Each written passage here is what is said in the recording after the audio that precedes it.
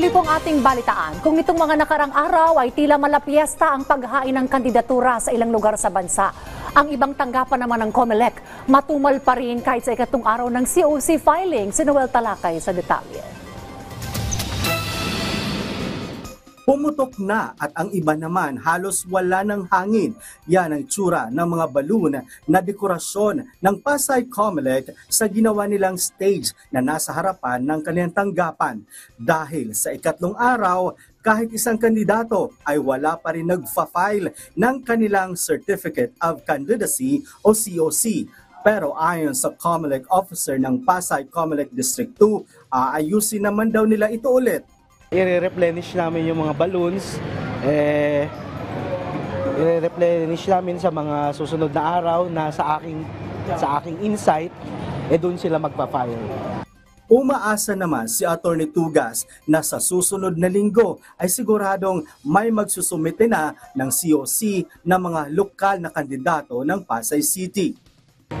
As with regards sa incumbent officials, wala pang exact date na binigay, pero malamang last 4 or last 3 days.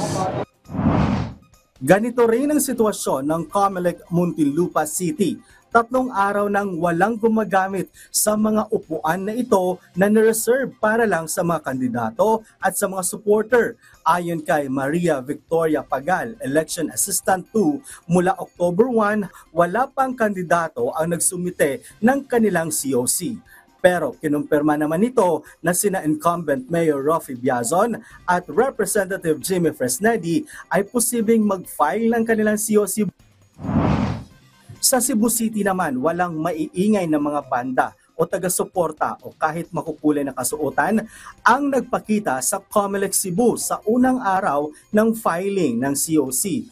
Bukod sa wala pang mga kilalang personalidad sa Cebu ang nag-file ng kanilang kandidatura, tanging isang taxi driver lang ang nangahas na magsumite ng kanyang COC. Inaasahan ng COMELEC Cebu ang pagdagsa ng mga aspirant candidate sa kanilang tanggapan sa mga susunod at sa huling araw ng filing ng COC. Noel Talakay para sa Pambansang TV sa Bagong Pilipinas.